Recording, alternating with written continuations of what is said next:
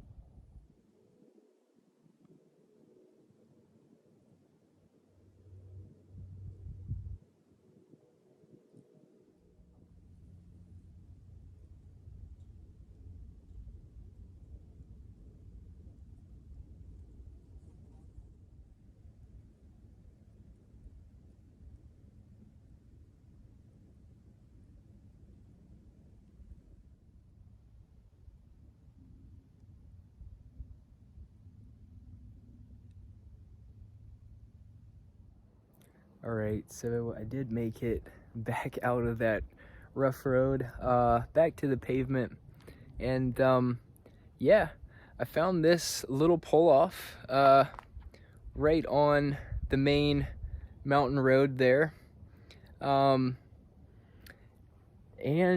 yeah, I'm actually not far from that other pull-off I was at just the other night, probably within 5 miles from there. So this is the same mountain I was looking off that night, and yeah, pretty great view right here. Yeah, this spot, you know, it's not ideal just because this is such a popular road. There are a lot of folks coming and going. There's trails and campsites back down that way.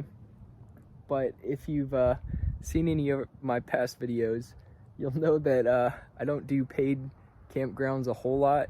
I just like to find the free ones, you know. But yeah, I think this is gonna work. I read on the website that, the forestry website, that you can camp throughout the Cherokee National Forest. The only places you can't are within 100 feet of water, within 100 feet of a recreation area, within 100 feet of a trailhead, and then if it's not otherwise posted, you should be good to go. And yeah, I actually just called the rangers here and told them I had a little mini camper van, and I'm new to this area, and I just wanted to know what the rules were for that kind of thing. And he said, yep, as long as you don't fall into any of those categories that it mentions on the website, you should be good. So I do feel better about that.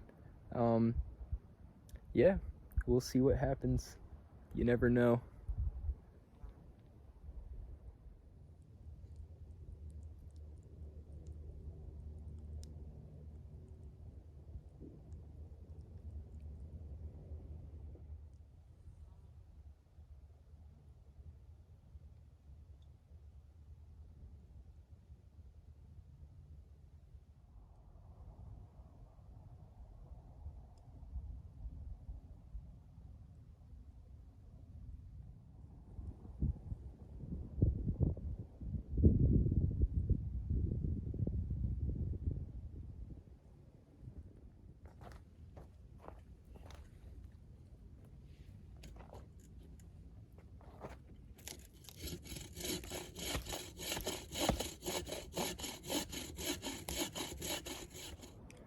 So I'm thinking about maybe starting a fire here.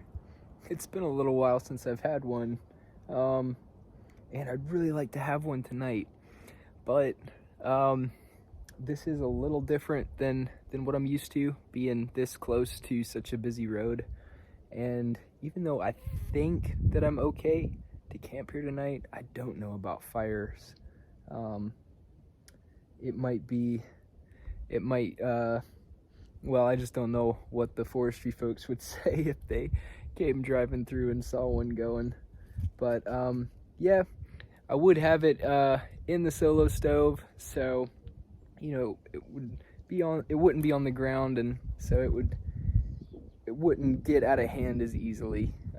It's not crazy windy, just a little breezy.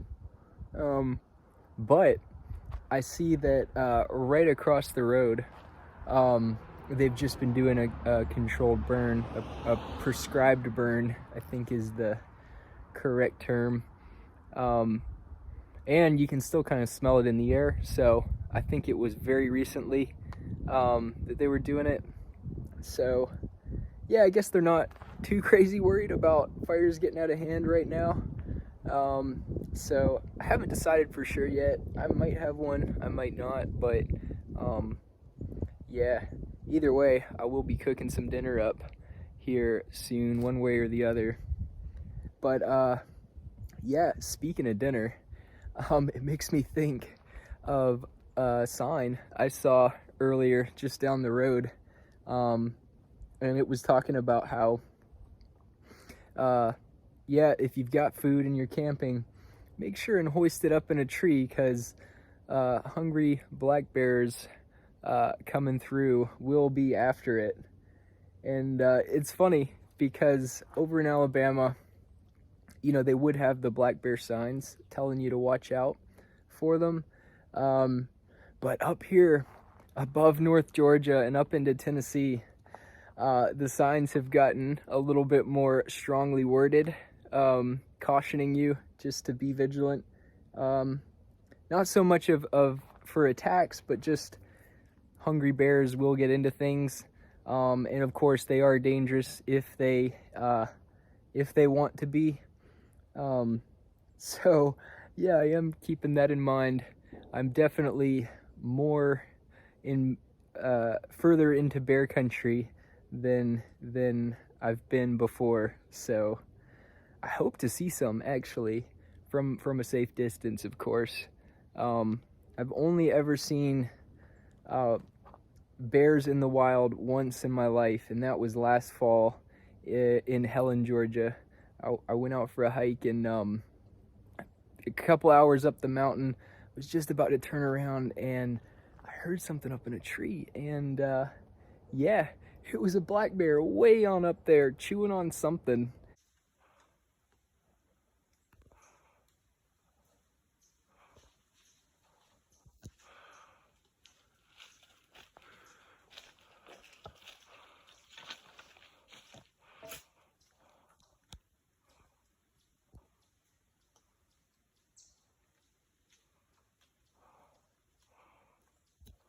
I was just looking at it, and then I heard something down below, and there was a baby, a little cub down at the bottom.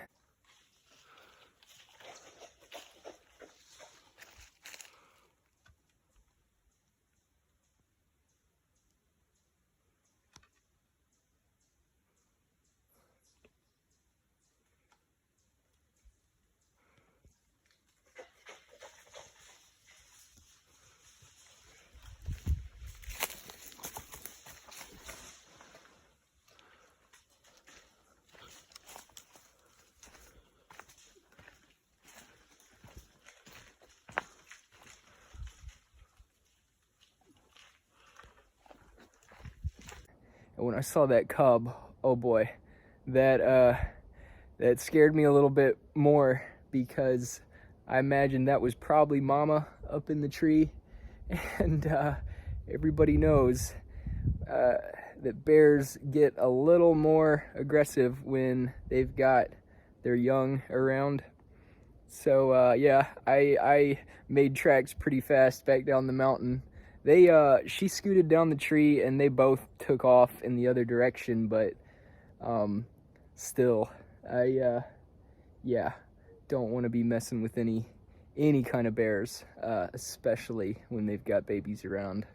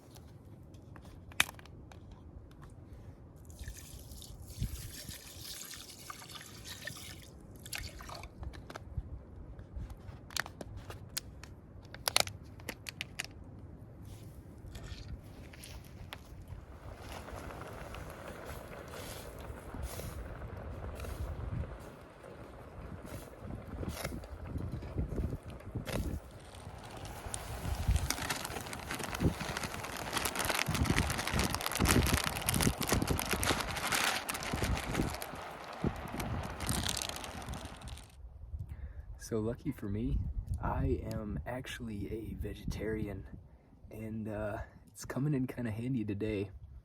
I don't imagine the smell of steaming broccoli would be as appealing to any black bears that were close by, but you never know. Maybe some of them are veg heads as well.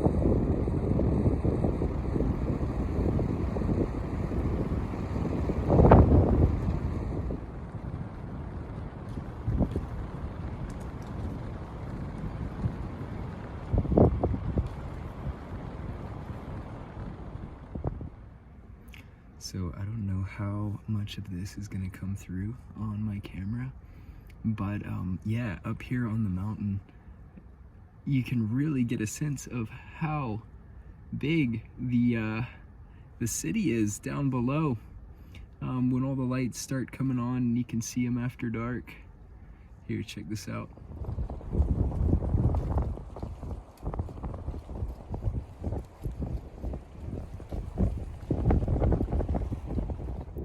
You know, you've got to wonder what the animals must think of the lights down there when they're walking around on the side of the mountain at night looking down. You got to wonder, you know, how they make sense of it, you know, just what they're looking at, if they try to sort it out.